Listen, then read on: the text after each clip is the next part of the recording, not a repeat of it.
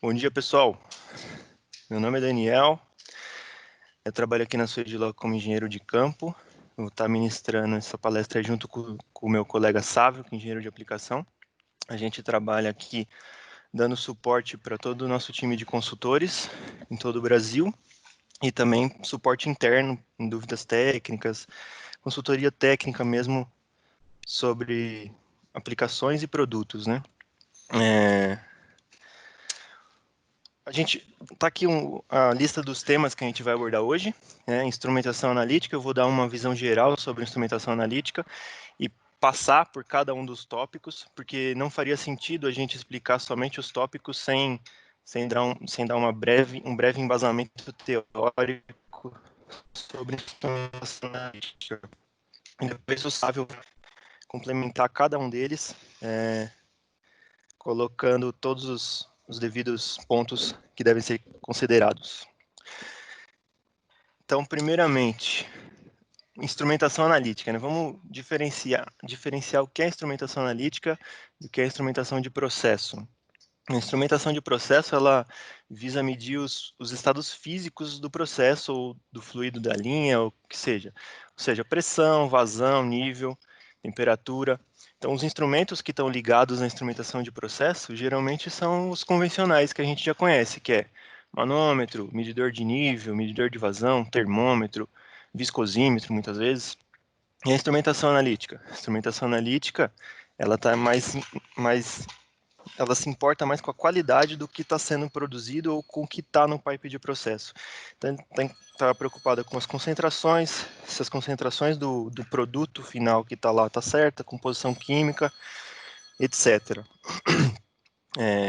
Então, a gente vai falar de instrumentação analítica, mas a instrumentação analítica ela está ligada à instrumentação de processo, porque através da instrumentação de processos que controlam os parâmetros que vão fazer com que as concentrações e composição química que é analisada pela analítica estejam corretas. Para exemplificar, nada melhor do que colocar um caso real, né?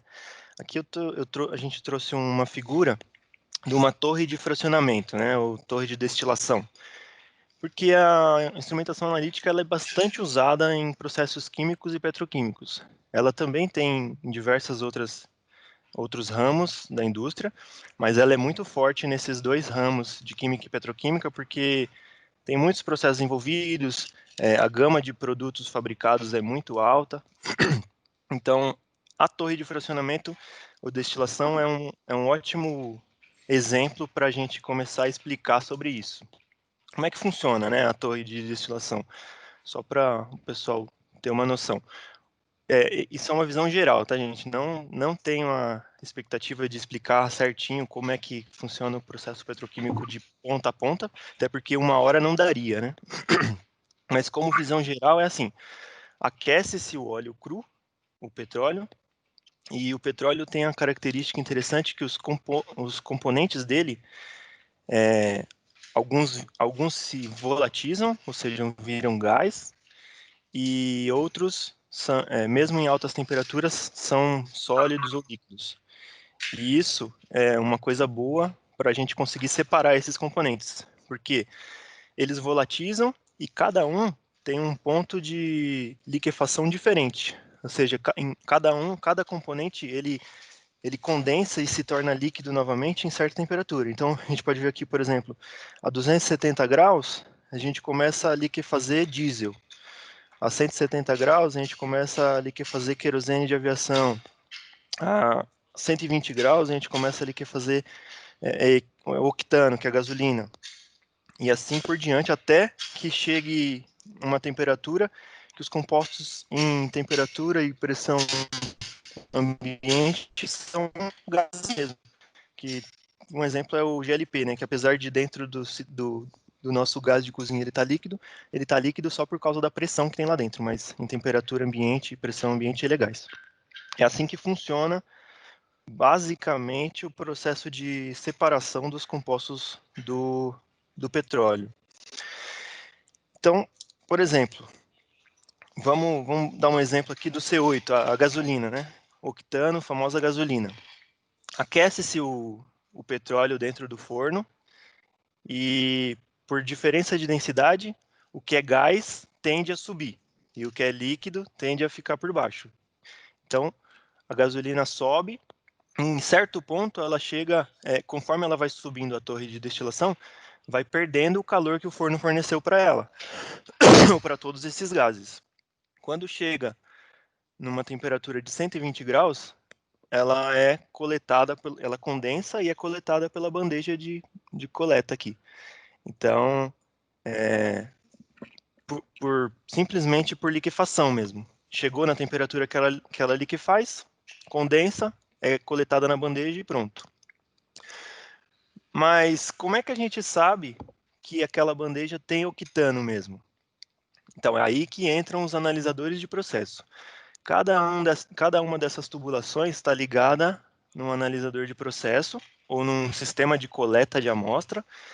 A pessoa ou o próprio sistema pega um pouco daquela amostra e faz a análise para poder saber se é mesmo octano ou se eu tenho que ajeitar o meu processo ou fazer alguma intervenção na instrumentação de processo, ou seja, abrir uma válvula de controle de vapor para aquecer mais, ou abrir uma válvula de combustível para o forno, seja lá o que for, é o analisador que faz essa leitura e manda o sinal para o processo para poder fazer essa alteração. Aí eu te pergunto, e se a temperatura do forno estiver muito alta, por exemplo? Se a temperatura do forno estiver muito alta, esse C8 que teoricamente, quando chegasse nessa bandeja de destilação, tivesse na temperatura de liquefação, provavelmente ele vai passar batido dessa bandeja, ele vai subir, ele vai ainda estar muito quente nessa bandeja, então não vai liquefazer no momento correto. Então ele vai acabar subindo, ele vai acabar chegando lá na bandeja onde seria coletado o pentano, por exemplo, e contaminando o pentano que está lá em cima e não tendo a gasolina que está aqui embaixo. Provavelmente, em vez de gasolina, vai ter querosene, vai subir a querosene de aviação, vai estar contaminando a gasolina, certo? Então isso é um erro de processo. O analisador lê isso e manda as informações manda um feedback para, seja lá para uma sala de controle ou seja o que for, para controlar os processos e poder fazer as correções necessárias. É para isso que servem os analisadores, para assegurar que o material está com qualidade requerida e necessária. Isso aqui foi uma visão geral do que a gente está falando, de qual que é o tipo de processo que a gente está, que é basicamente visto pela instrumentação analítica. Então, eu gosto bastante de gráfico, porque gráfico deixa uma visão melhor do que a gente está falando. Então, vamos imaginar que isso daqui é a visão que o meu analisador está tendo do processo. Então, essa faixa verde aí é a concentração boa. Nenhuma substância é 100% perfeita, né? Então, até mesmo a gasolina, ela tem uma faixa de aceitação de certas concentrações. Tanta concentração de produto, de tanto a tanto eu considero como gasolina. Acima disso, já não é gasolina, já é C9. Abaixo disso, já é heptano. Então, o analisador, ele é presetado falando, ó, a faixa boa do meu processo é essa. Se tiver acima ou abaixo, manda um sinal, avisa alguém, avisa um operador, alguma coisa assim. E aí, com essa concentração em vista, a gente consegue começar a analisar quais são os primeiros problemas que a gente pode ter com o sistema de amostragem.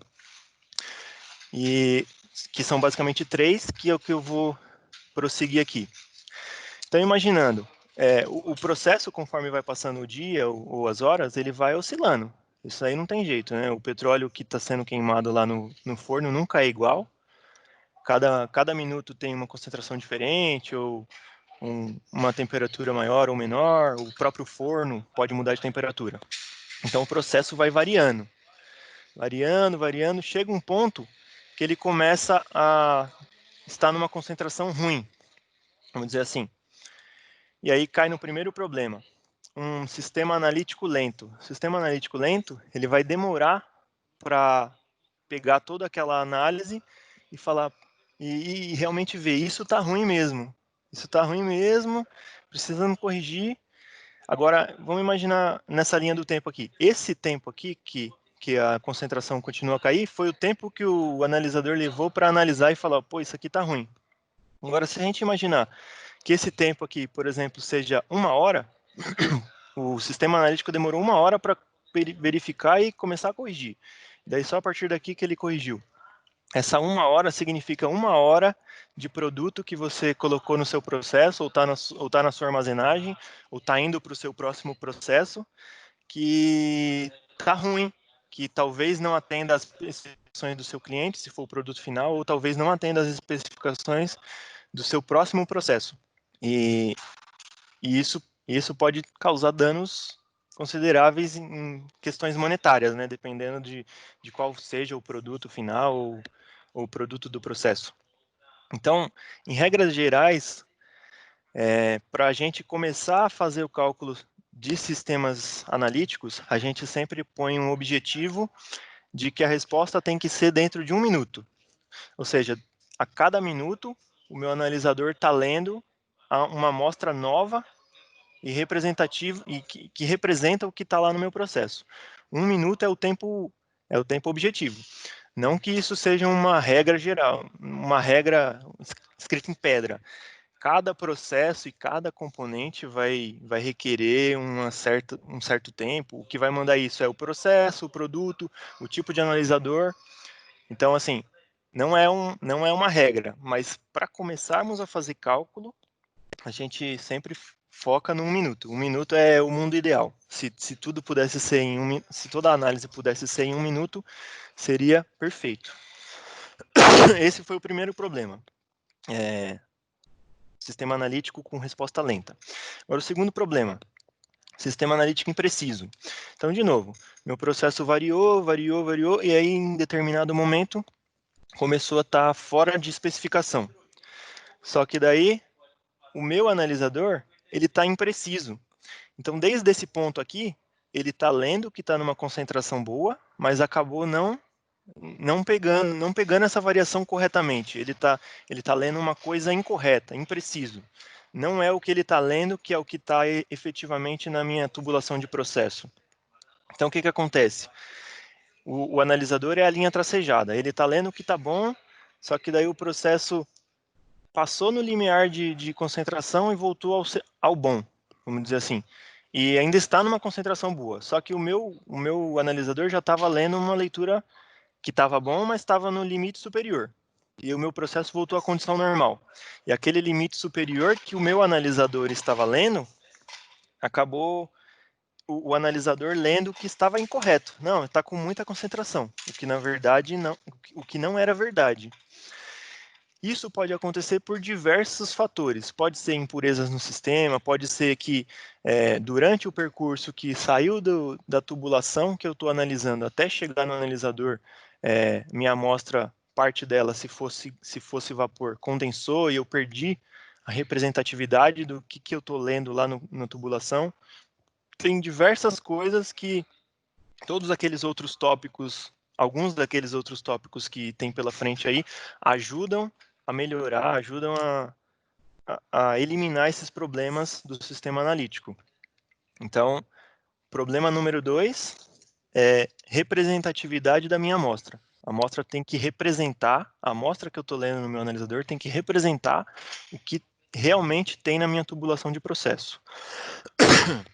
E aí partimos para o problema 3. Problema 3, a amostra danifica o analisador. As tubulações de processo, a gente sabe que muitas vezes estão em pressões de temperatura alta, tem vazões elevadas, e muitas vezes aquela pressão ou aquela temperatura não é compatível com a célula de análise do meu analisador. Então eu tenho que fazer de alguma forma que, além de ser rápido, além de ser representativo, a amostra tem que estar em condições físicas que sejam compatíveis com o meu analisador. Ela tem que estar em pressão e temperatura que ele suporte. Senão, pode acabar danificando a célula de análise. E o analisador, é um dos componentes mais caros do sistema analítico. E quebrar ele não é uma boa coisa. E além de, se ele quebrar, às vezes ele pode se danificar e voltar no problema 2. Ele deixa de ser representativo porque a célula tá danificada, então ela está lendo alguma coisa errada porque está danificada, certo? Então esses foram os 3 problemas principais que a gente, com todos aqueles outros tópicos, tenta mitigar ou melhorar num sistema analítico para poder fazer uma boa análise e ter uma boa resposta em tempo correto, sem maiores problemas no processo. Então, o sistema tem que ser rápido, fornecer a resposta rápida, representativo, manter a pureza da amostra, ou seja, o que eu estou lendo no meu analisador tem que ser o que está lá na minha tubulação de processo, o mais próximo possível, e tem que ser compatível com o meu analisador. Não pode estar em pressões elevadas ou temperaturas elevadas.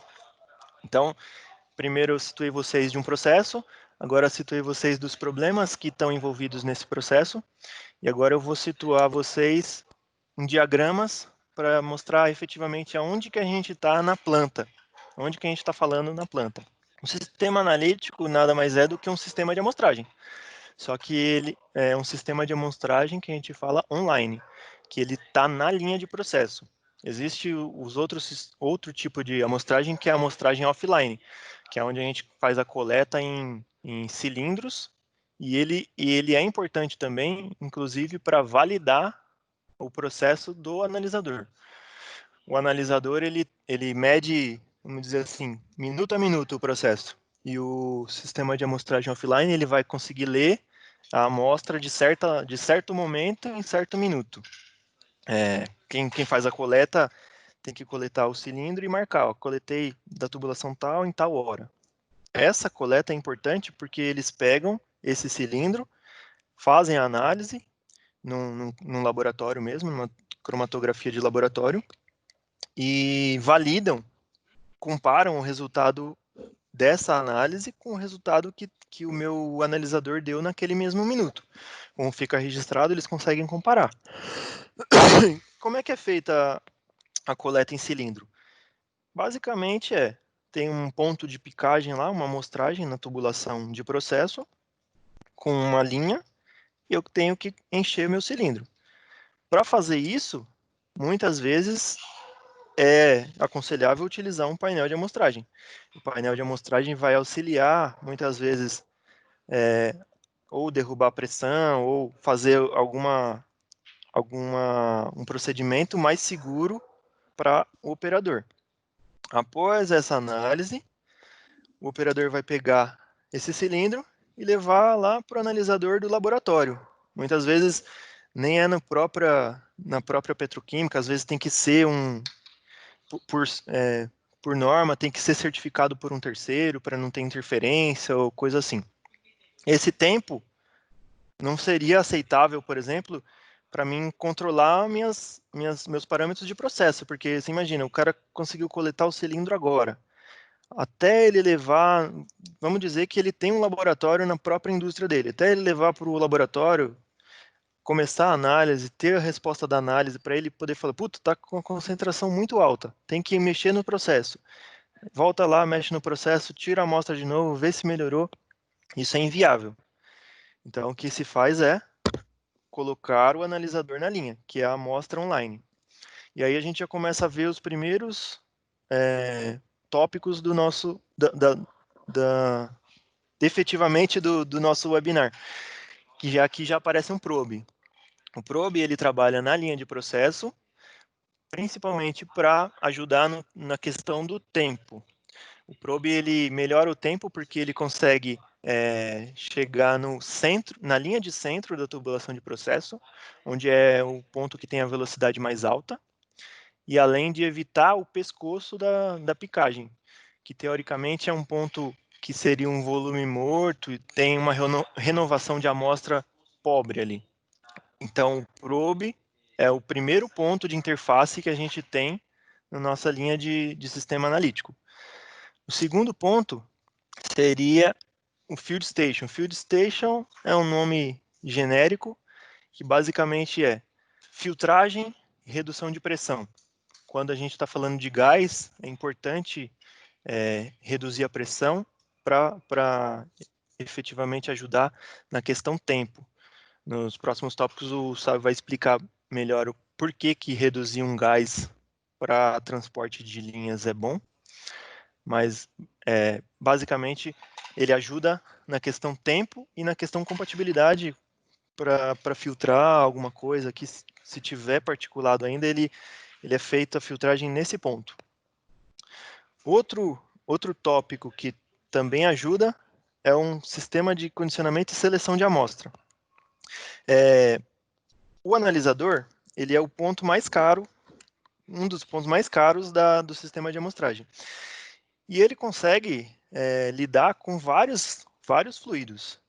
Só que eu não seria economicamente viável eu ter um analisador para cada componente que eu fizer. Então, eu tenho um analisador para querosene, eu tenho um analisador para gasolina, eu tenho um analisador para pentano.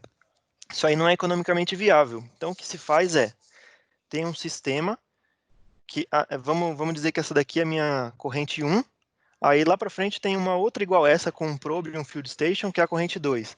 Mais para o lado tem uma outra, que é a corrente 3. Cada uma dessas tem um componente que eu estou interessado.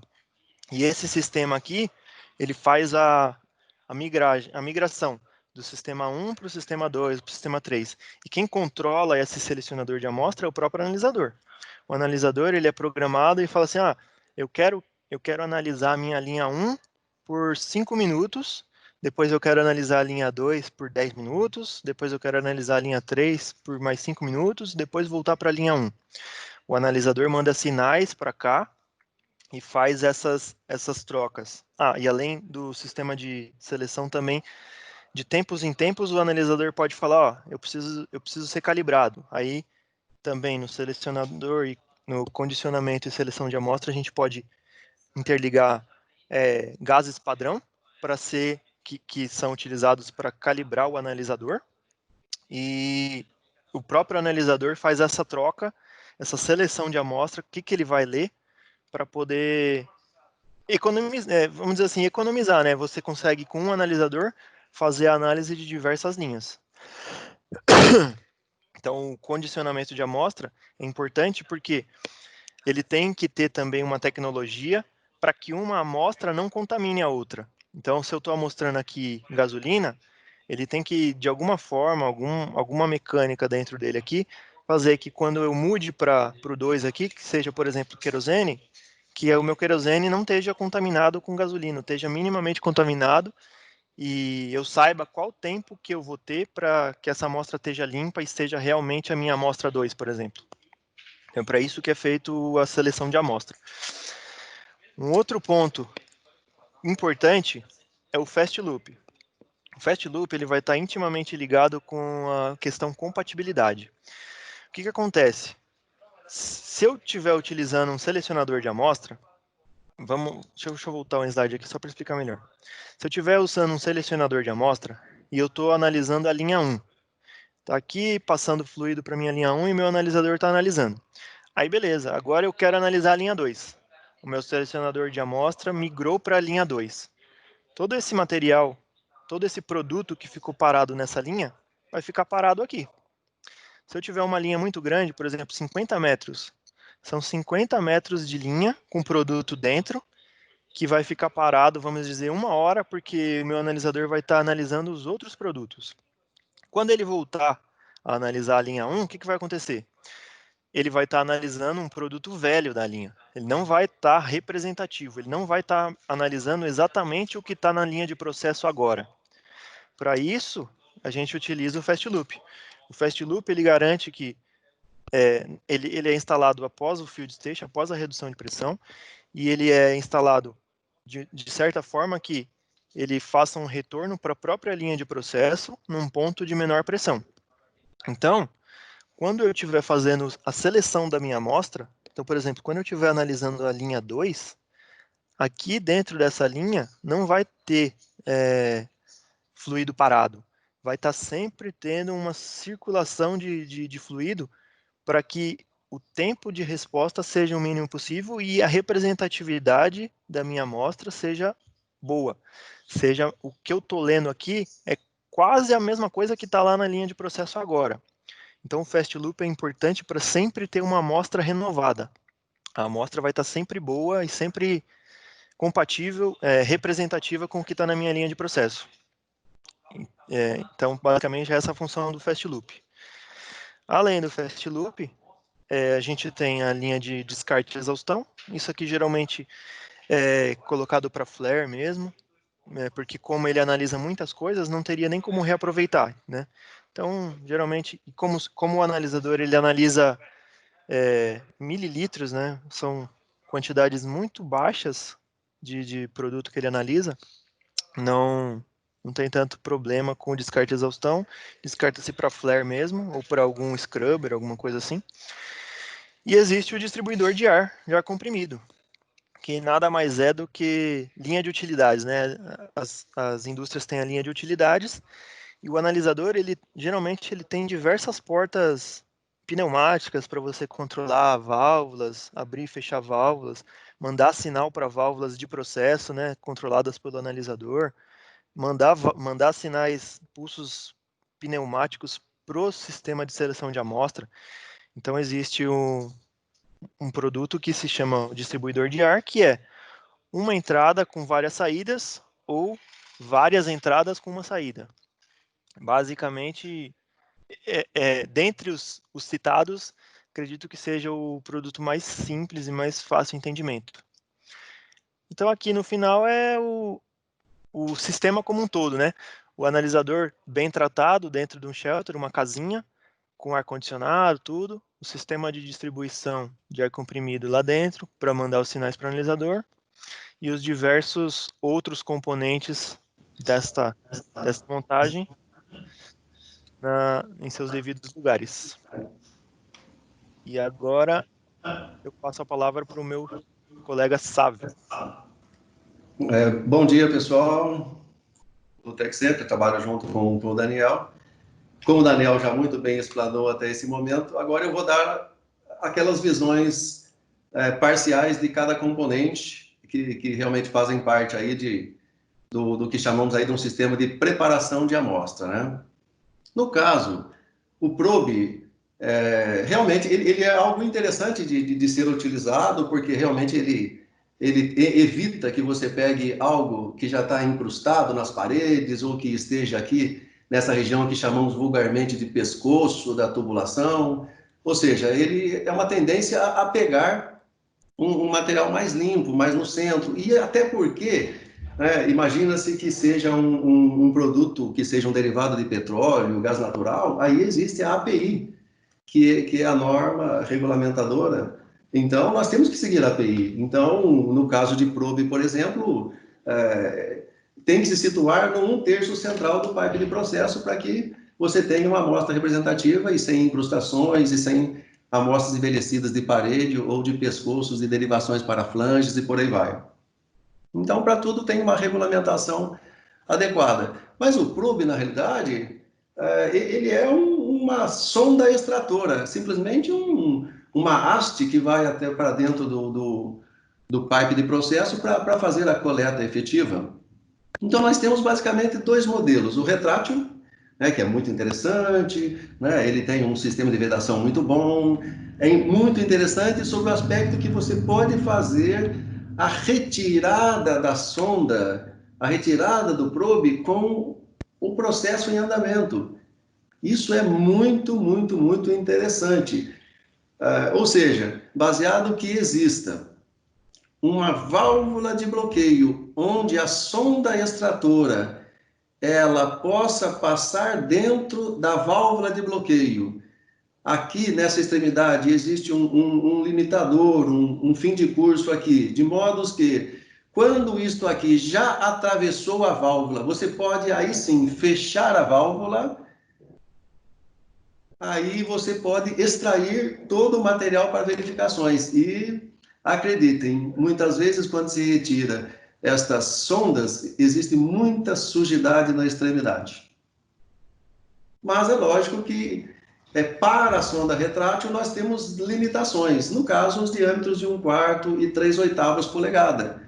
Isto, quer queira, quer não, é uma limitação, né? Mais adiante vamos ver o porquê dessa limitação, que não é interessante, mas ela é muito aplicável, muito interessante em muitos processos, mas por limitações de diâmetro, não em todos, ok? Aí vamos para o probe soldado. O probe soldado, realmente você precisa de um flange, né, para você fazer um acoplamento a um flange de processo. E aqui, aí sim, existe algo mais interessante no que tange a sua forma construtiva. Você pode fazer de meia polegada, 3/4, e aí, em termos de diâmetro, né, o céu é o limite. É lógico, dentro de algo que seja razoável, né? Até porque o que demanda realmente aqui de indicações e cálculos matemáticos para se dimensionar, né, uma sonda extratora, um probe, aí são realmente parâmetros como temperatura, como velocidade, né? O material de construção ele interfere muito, ou seja, mas diferentemente do retrátil, já o probe soldado, ele não passa por dentro de uma válvula, como uma blocking bleed, por exemplo. Na realidade, a blocking bleed estaria a jusante da sonda, porque por características construtivas, o probe soldado, se você não tiver ali um sistema de bloqueio no processo, você teria que parar o processo para fazer a sua extração. Ou seja, não tem como hacketear os flanges aqui com a sonda dentro do processo. Então, existem essas questões que, de um lado, o probe retrátil é maravilhoso porque você pode retirá-lo com o processo em andamento.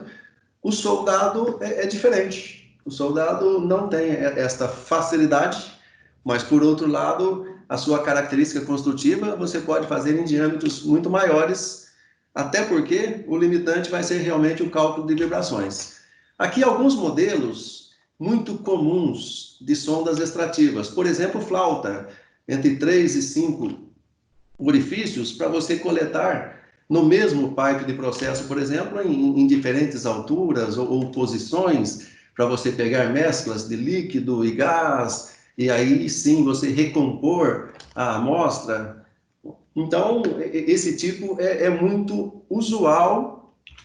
Existe o 45 graus. 45 graus, ele é muito interessante porque a sua configuração faz que, se o 45 graus estiver na face contrária ao sentido de fluxo, aquelas sujidades como particulados, se for, por exemplo, em meio gasoso, ou mesmo se for bolhas de gás em meio aquoso, aí o efeito vórtex vai fazer com que, batendo na calota da extremidade da sonda, o 45 graus ali em face contrária vai eliminar isso aí. E o que adentra a sonda extratora é algo mais limpo. E existe o 90 graus. Aí tem uma peculiaridade. Muitas vezes as pessoas nos pedem, olha, eu quero um probe isocinético 45 graus. Não, isso não dá. Isocinético é 90 graus. E a entrada do cotovelo é no sentido de fluxo, porque é a única condição de que você faça uma coleta na mesma velocidade do processo. O termo isocinético é exatamente este: a coleta na mesma velocidade. Ou seja, para ser isocinético, é um cotovelo 90 graus, ok? As limitações do probe, aí limitações de comprimento, limitações de temperatura, o material ele tem que ser adequado com o que você pretende amostrar.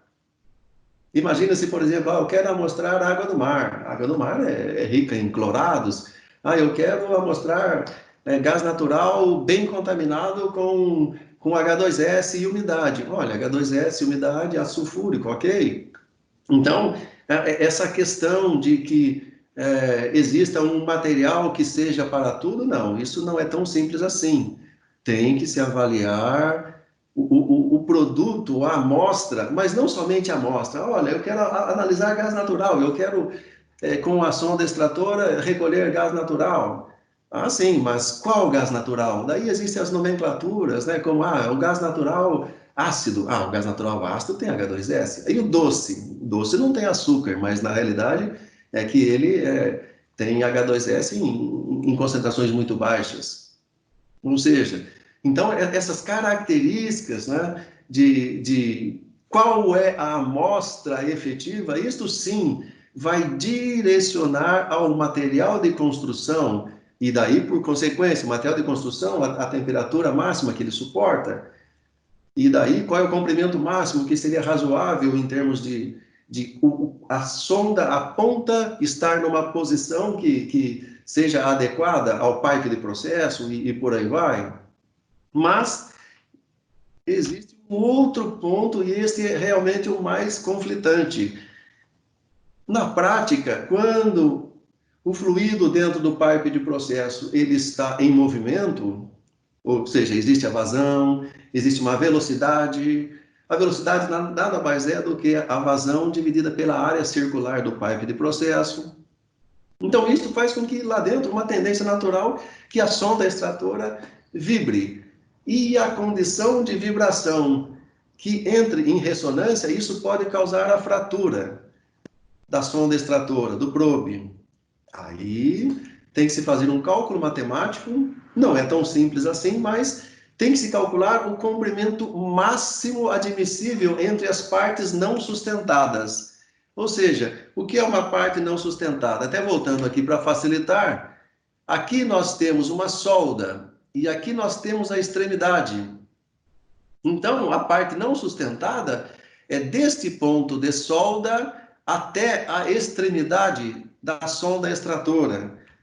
Então, este cálculo vai dar exatamente este comprimento máximo, que leva em consideração os diâmetros internos e externos do material da sonda extratora, que leva em consideração a velocidade, com certeza a velocidade do fluido no pipe de processo é o componente que mais interfere no resultado, ou seja, exponencialmente ou inversamente proporcional, grandes velocidades, pequenos comprimentos. Isso, infelizmente, a matemática é assim, pura e simples. Ou seja, e também entra, no caso, o modo de elasticidade de Young.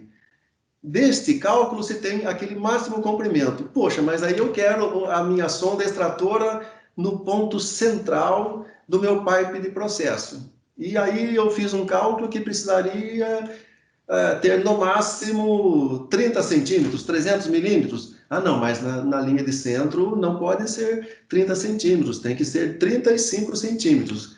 Olha, infelizmente o cálculo não mostra isso.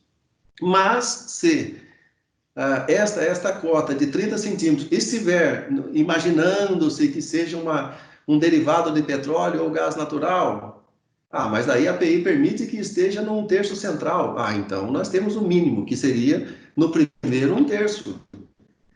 Ou seja, se esse 30 centímetros está dentro disso, maravilha. Se não, aí existem outros artifícios, como o uso de calço. Mas o calço é complicado, porque para fazer a montagem em campo, a prática ela é bem complexa mesmo, porque tem que entrar muito justo. E o mundo real, quando o soldador coloca o flange com o pescoço e interliga aquilo no pipe de processo, existem deformações vinculadas ao próprio aquecimento do pescoço e do flange, deformações, cordões de solda e por aí vai. Ou seja, então a montagem de sistemas de sondas extratoras com calço é algo meio complicado. Por isso que muitas vezes nós tendemos a fazer com que seja aceitável o um terço. E como está na API, então se o cliente aceita a um terço do pipe de processo, todo mundo está contente e não precisa usar o calço. Diga-se de passagem, realmente é algo bem complicado de se manusear. Agora vamos falar um pouco do Field Station. Até o Daniel deu uma certa pincelada, mas assim um exemplo bem simples, bem prático, a finalidade assim do Field Station. A grande finalidade mesmo é a redução de pressão, mas a redução de pressão num sistema gasoso é muito interessante. Imagina-se, por exemplo, que esta tubulação que vai desde a sonda extratora até a entrada do analisador ou do sistema de condicionamento de amostra, que fica muito próximo ao analisador, digamos que tenha 1 litro de volume hidráulico. Se fosse líquido, seria 1 litro de líquido, perfeito e maravilhoso. Então, se for fazer fast loop, eu tenho que ter ali um sistema que vá fazer esta troca de amostra aí, né? Se eu vou trocar 3 vezes, um rotâmetro para 3 litros por minuto, perfeito e maravilhoso. Mas e se for gás? Se for gás, mas eu quero mesmo 1 litro por minuto. Aí a coisa já fica complexa.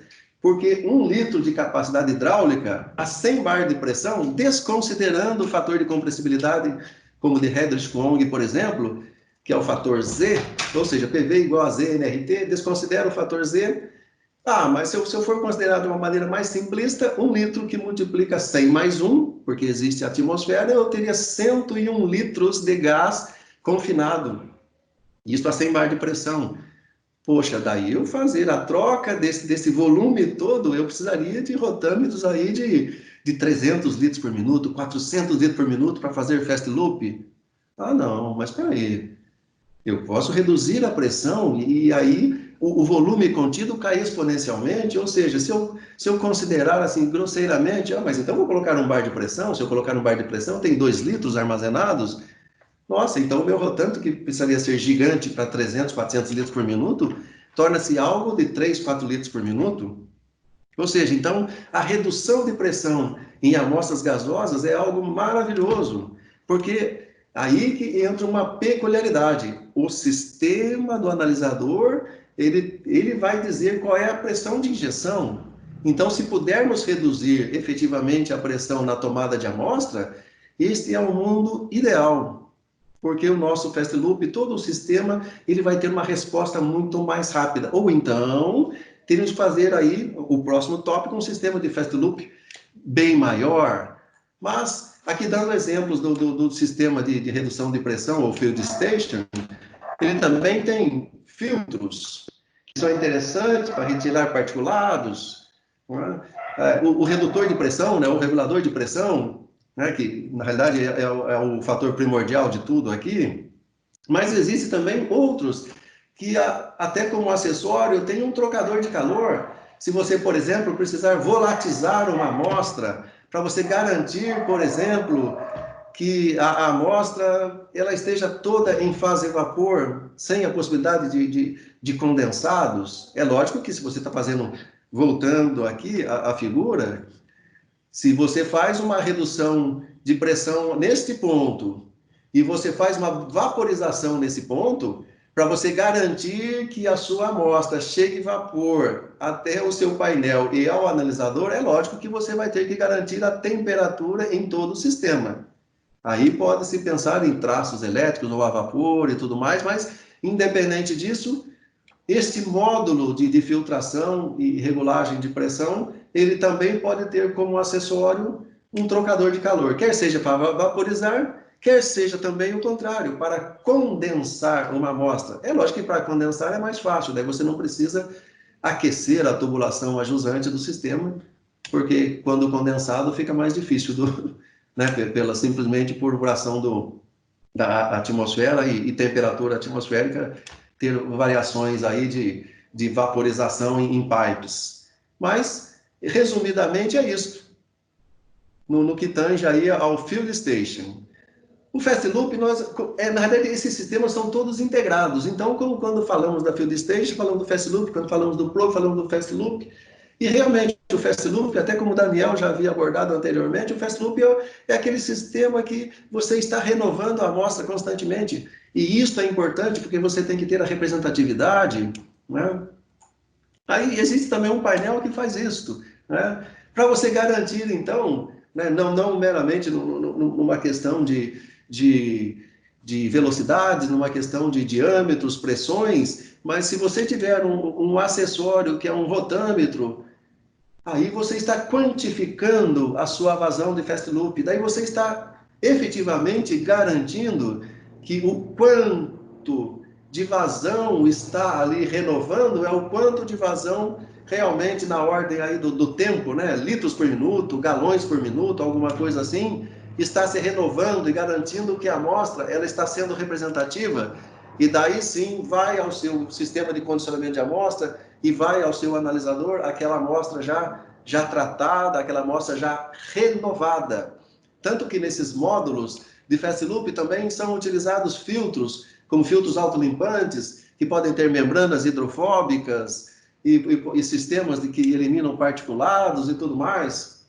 Mas a grande virtude deste módulo de fast loop é garantir que a vazão sua está coerente com o que é necessário para renovar a amostra que está lá envelhecendo entre o seu probe, o seu ponto de picagem no processo, até a entrada do seu analisador efetivamente. O próximo tópico aqui já seria um painel, aí, um sistema de condicionamento e seleção de amostra.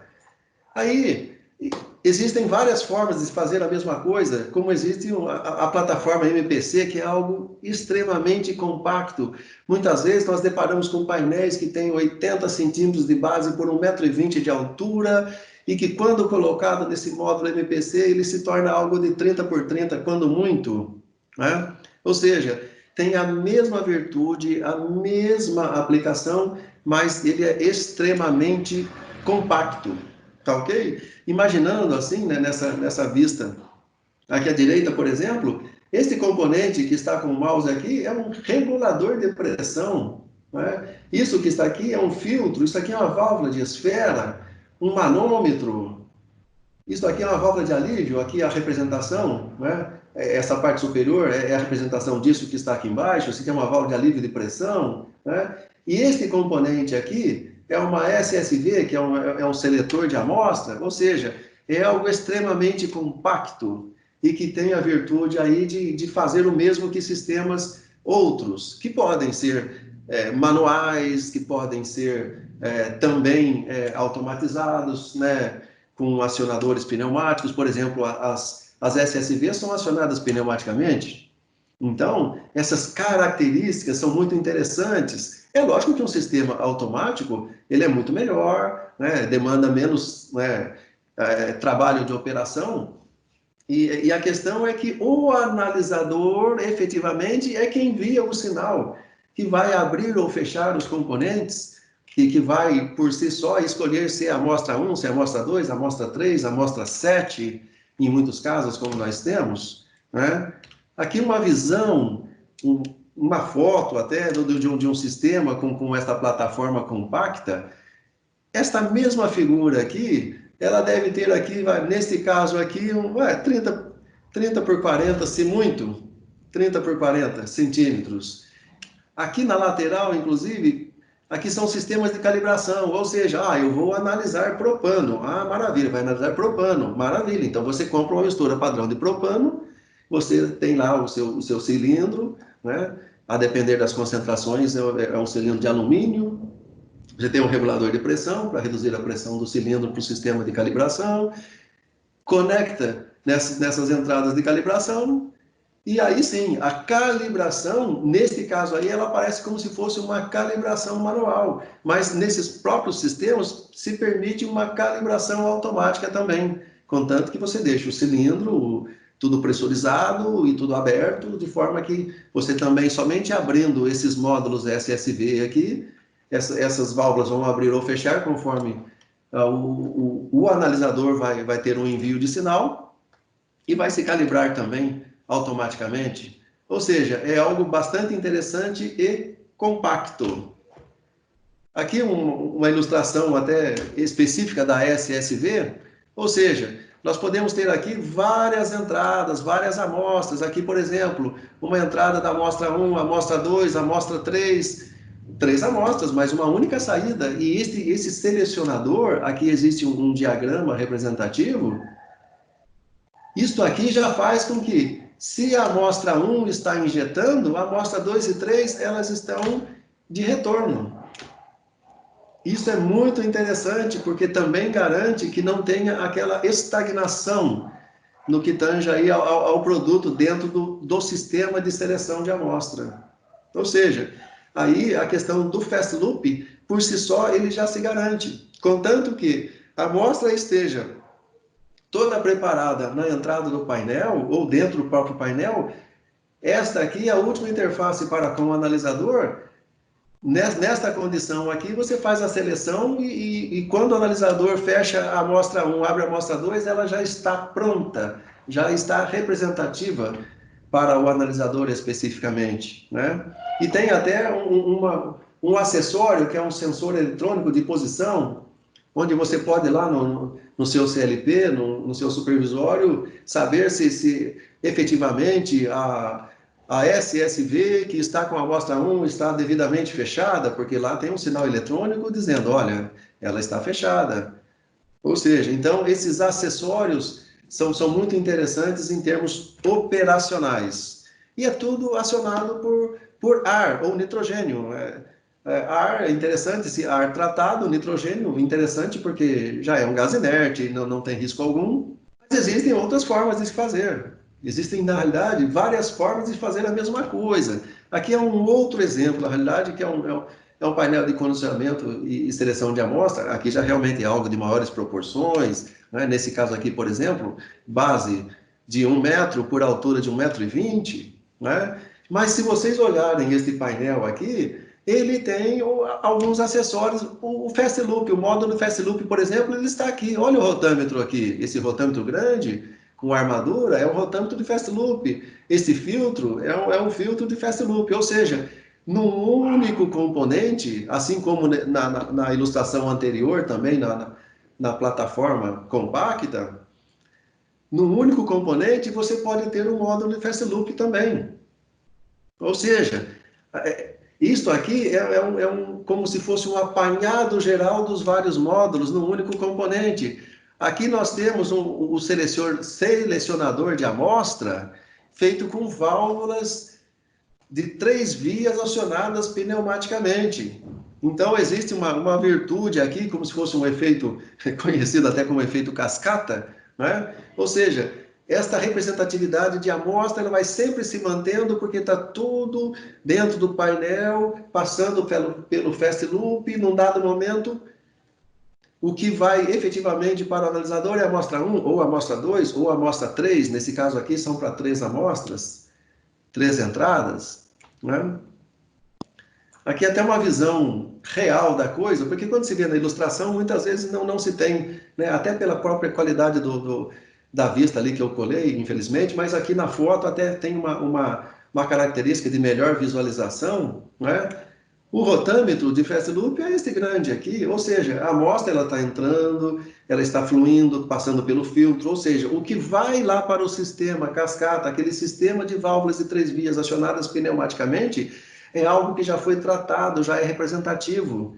Então, a partir daquele momento ali, a amostra já pode ser levada para o analisador. Aí é lógico, daí existe, esse painel ele é todo configurado conforme a necessidade. Nesse caso aí, por exemplo, a entrada do analisador, ela tinha um volatizador de amostra, ou seja, a amostra aqui dentro estava em fase líquida, mas ela estava em fase líquida, então esse painel aí, esse gabinete, não precisava nem ser aquecido. Então, são características do analisador que vão delinear a configuração desse painel de condicionamento e seleção de amostra, tá ok?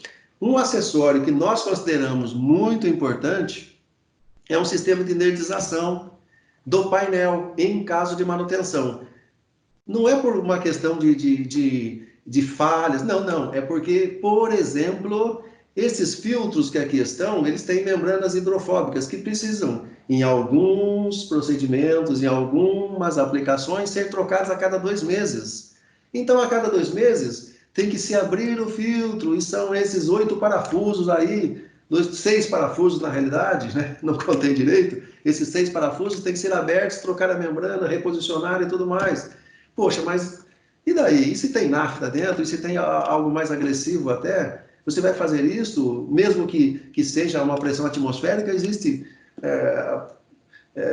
produto agressivo à atmosfera, ao operador, principalmente, ou não vamos correr esse risco. Então, existe uma entrada opcional para a injeção de nitrogênio. Aqui nós já temos uma entrada com engate rápido, onde se conecta um cilindrinho que seja, caso não haja nitrogênio no ambiente, um cilindrinho com regulador de pressão, com uma mangueirinha de PFA que seja, engata-se ali, inertiza-se aquela string daquele painel e você pode continuar trabalhando com as outras strings, mas aquela ali estará em manutenção, trocando-se a membrana hidrofóbica, por exemplo. Então, são acessórios que muitas vezes têm que ser levados em consideração por características de inflamabilidade, por características de toxidez e por aí vai. E aqui, já praticamente finalizando, o mais simples de todos, né, é o componente simplista mesmo, porque o que é um distribuidor? O distribuidor é um vaso com uma entrada, várias saídas, né? Interessante, por exemplo, em sistemas de ar, para acionamentos pneumáticos, né, para ser utilizado em sistemas de acionamento pneumático, distribuidores, por exemplo, onde você pode ter ali, inclusive, um único produto que você vai distribuir para vários painéis.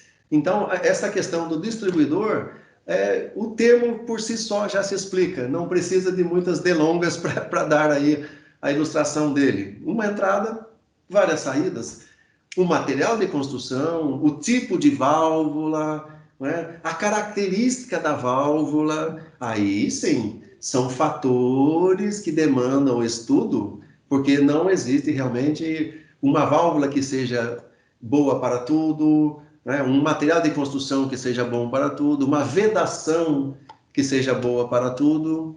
Ou seja, apesar de o distribuidor ser algo muito simplista em termos conceituais, a amostra e o contaminante da amostra, a composição da amostra é que vai definir efetivamente aí o material de construção, o tipo de válvulas, vedações aplicáveis e tudo mais.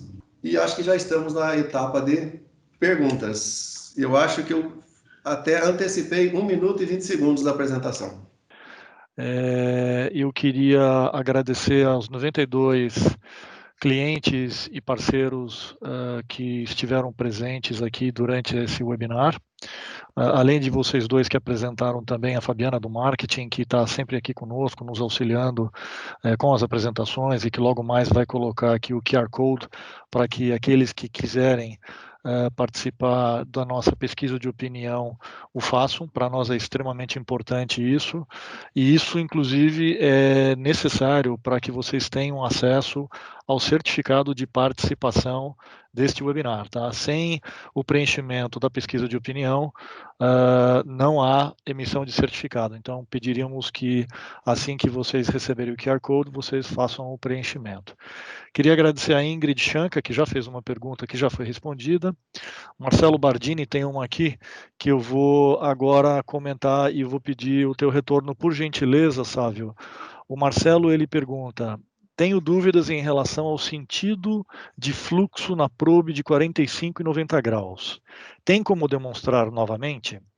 No caso de probe óptico, sem coleta de amostra, o sentido da probe de 45 em relação ao fluxo é o mesmo que no da coleta? Mas vamos lá. Então, aí isso realmente é algo discutível, porque se você olhar a própria norma API, ela fala que o 45 graus é no sentido de fluxo. Só que, se você fizer dessa forma, os particulados, as bolhas, elas serão amostradas, e a depender do quão sensível seja o seu sistema, isso é prejudicial. Então, o empirismo e os 45 anos aí, ou mais, de Tony Waters, que é o nosso consultor na Sogeloc Estados Unidos, isso realmente comprova que o contrário, o sentido de fluxo, 45 graus em sentido contrário, faz com que o efeito vórtice ele jogue para as laterais esses contaminantes indesejáveis, como incrustações, como particulados, como bolhas, e o que vai ser amostrado, isto é algo mais limpo.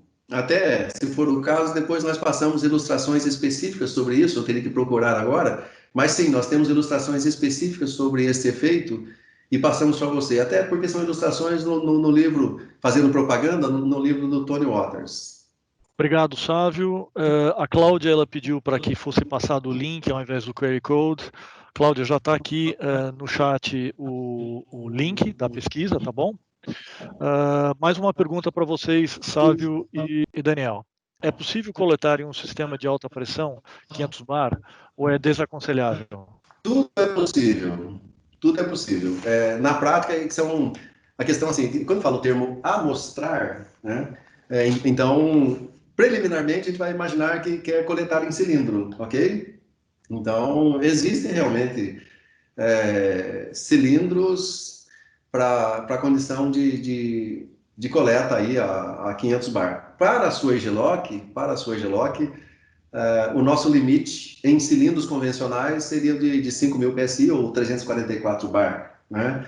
Mas muitos dos projetos que nós fizemos, até com plataformas de petróleo, até com troca de informações com o pessoal do SEMPES, da Petrobras mesmo, né? E em situações como esta, o que se discutiu muito foi: nós podemos amostrar em impressões menores, mas no pipe de processo está em pressões maiores, e muitas vezes não se requer, inclusive, do uso de reguladores de pressão. Não, é simplesmente um sistema de válvulas de agulha, válvulas de abertura lenta, onde, com o mínimo de abertura, o fluido ele vai elevando a pressão lenta e gradativamente e acaba sendo uma operação até segura. É lógico que um painel para esse tipo de aplicação tem sistemas acessórios de segurança operacional, como o sistema de alívio de sobrepressão, com certeza, porque senão acaba ficando perigoso, né? Mas, sim, é possível sim. Mas existem até em cilindros pistão, tipo pistão, né, os PVTs da vida, que você consiga mostrar aí essas pressões de 500 bar e até superior a isso, tá? Se for o caso, tá ok? Muito obrigado, Sávio. Tem mais uma questão aqui do Paulo, que nos pergunta se nós vamos postar o vídeo. Conforme comentado aqui já no chat e também nos demais webinários, nós não disponibilizamos o vídeo. O que nós disponibilizamos, sim, é o conteúdo do PPT, e para isso basta que o cliente acione o seu vendedor externo. Por enquanto, não temos nenhuma outra pergunta, e enquanto vem mais alguma, eu queria só de que o próximo webinar será dia 21/5, agora nesta quinta-feira, a despeito de nós termos um feriado em São Paulo. Em respeito aos nossos clientes do Brasil todo, nós manteremos esse agendamento. O tema do dia 21 é válvulas de interfaces de processos e manifolds de instrumentação. Bom, eu já tenho mais uma pergunta aqui. Bom, já foi respondido aqui a Cláudia sobre a apresentação do meu e-mail. Então, basta que você, Cláudia, acione o seu consultor técnico da sua Egiloc para isso. E eu tenho mais um elogio aqui do Fábio. Nós temos mais algum tempo, caso alguém tenha mais alguma pergunta, nós podemos esperar aqui por mais alguns momentos. Eu vou deixar então aqui à disposição durante algum tempo aqui ainda o chat, caso alguém precise de mais alguma informação. Nesse inteirinho, a Fabiana já está colocando aqui no vídeo também o QR Code para a pesquisa de opinião. Então, além do link que foi colocado no chat, tem aqui o QR Code também. Lembrando que é necessário preencher essa pesquisa de opinião para que nós possamos emitir o certificado de participação para todos.